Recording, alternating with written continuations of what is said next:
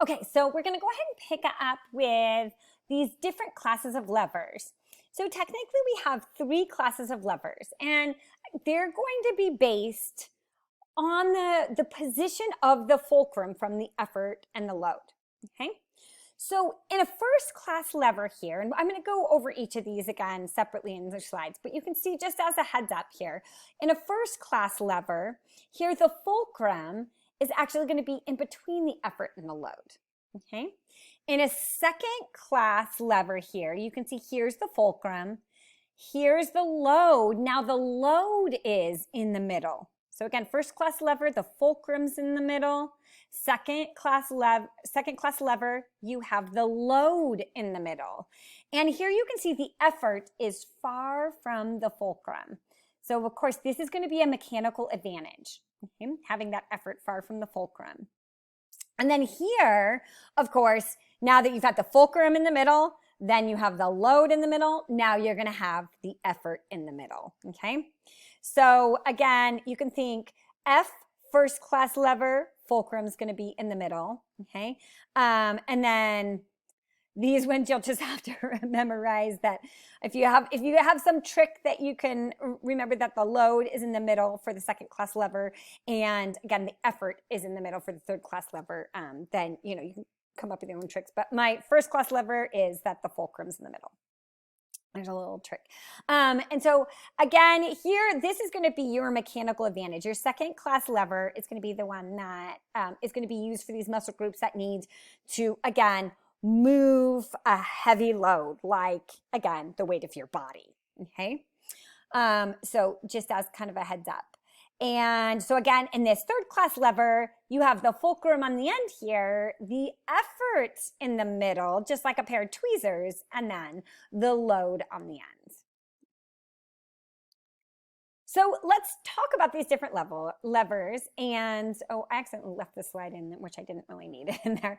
But so let's go ahead and talk about these different types of levers. So again, a first class lever, remember, is where the fulcrum is in the middle. The fulcrum is in between the load and the effort. And a really, again, great example of that is a seesaw, okay? Or even scissors, okay? Where you have the fulcrum in between the effort and the load, okay? So now a good example of this in terms of muscles is going to be, if you look at the head resting on the vertebral column, our fulcrum here is going to be that atlanto-occipital joint, right? The atlanto-occipital joint. So again, the occipital condyles are on the skull, and then the atlanto is the atlas, that C1 vertebra, okay?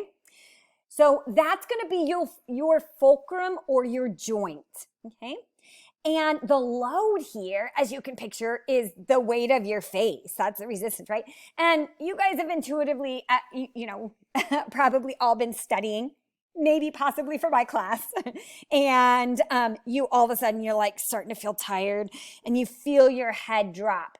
Okay, that's because now the load, right? The load is pulling down. And as you relax some of those muscles that are holding that load up, then again, that's going to allow you that load to drop down.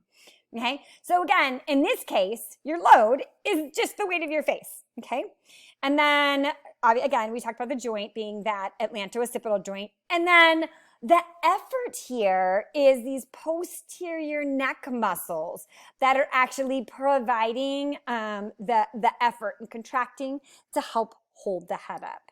Okay. So that's an example of a first class lever system, okay? So again, here you can see this first class lever system. A second class lever system is going to be where the load is going to be between the fulcrum and the effort, okay? So now the load is in between. And this is a really good example of like a wheelbarrow, okay? When you're talking about a wheelbarrow. And now remember here, this is where you get the mechanical advantage because the effort is far from the fulcrum, okay?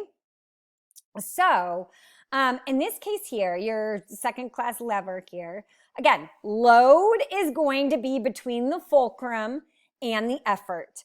And a great example of this is standing on your toes, okay? If you're standing on your toes, think about it. The load here is the weight of your body. And you're like, how? How can that even be possible that you can contract muscles to help hold up the load, the weight of your body?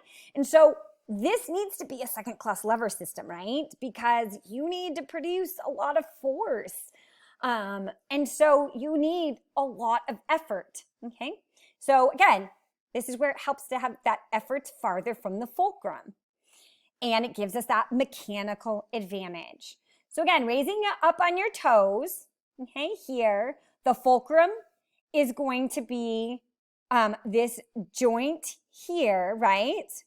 Where that joint between your metacarpals and your phalanges here, pushing up on the ball of your foot. So that's the fulcrum, the ball of your foot there. And the effort is going to be the contraction of all these calf muscles, okay, which help to pull the heel up off the floor, okay? And again, the load here is the resistance of your entire body weight. Okay? So again, the second-class lever is a great example of how mechanical advantage works to our advantage. And then a third-class lever here is where the effort is going to be applied, again, in between the fulcrum and the load. So the effort's in between here. And so look at this. This is a case where the effort and the fulcrum are really close to each other. So this is mechanical disadvantage. But remember, there's no real disadvantage here because it might not favor force, but it does favor speed and range of motion. Oh, and real quick, this is what this looks like in terms of, your tweezers example too. So again, your effort's in between there. But again, I like these real world muscle examples because that's what we're using them for, right? In the human body. So when we talk about, again, flexor muscles here at the elbow, okay? So again, things like your biceps brachii are going to, again, these are actions that are going to favor speed and also range of motion. We want to get a pretty good range of motion here out of our arm, right? And so, in this case here, our flexor muscles, okay, are going to be the effort, right? The resistance or load is basically the weight of kind of our hand and whatever it's holding, and then the tissues and some of the forearm as well here, right? So that's going to be the load. And then, of course, the fulcrum is the elbow joint here, okay? And again, that effort is going to be the contraction of those flexor muscles like the biceps brachii. Okay? So again, these are just great examples of how, again, mechanical advantage, in this case, mechanical disadvantage, work to our favor. And so again, this is just another kind of depiction of that same third-class lever. So summary of our lever systems. In mechanical disadvantage, again, I don't think of it as a disadvantage because there's still speed levers. So force is lost, but speed and range of motion are gained, okay? And then in systems that are operating under mechanical advantage, okay? So again, those are going to be things like our second-class lever, right? Okay? So in our second-class lever, those are systems operating under mechanical advantage. They're power levers, and they may be slower, but they're more stable, okay? And so this is oftentimes used where strength is our priority.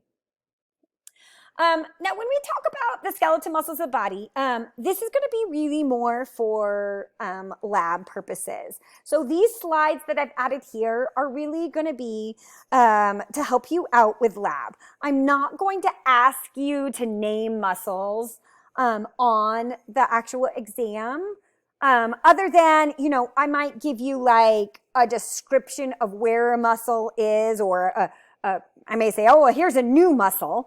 We've all of a sudden found a new muscle in the human body. And, I might give you like the origin and the insertion and maybe like an action for that muscle. And then I might give you a name that's associated with that, and you would have to pick the name that would be most likely to be associated with those types of things. I will give you some examples of this so that you can see this on the quizzes so that you kind of know what I'm talking about. But I'm not going to actually ask you, I'm not going to put a picture of a muscle, ask you to identify it, and then ask you to give me the origin and insertion of that, because that's what you're doing in lab.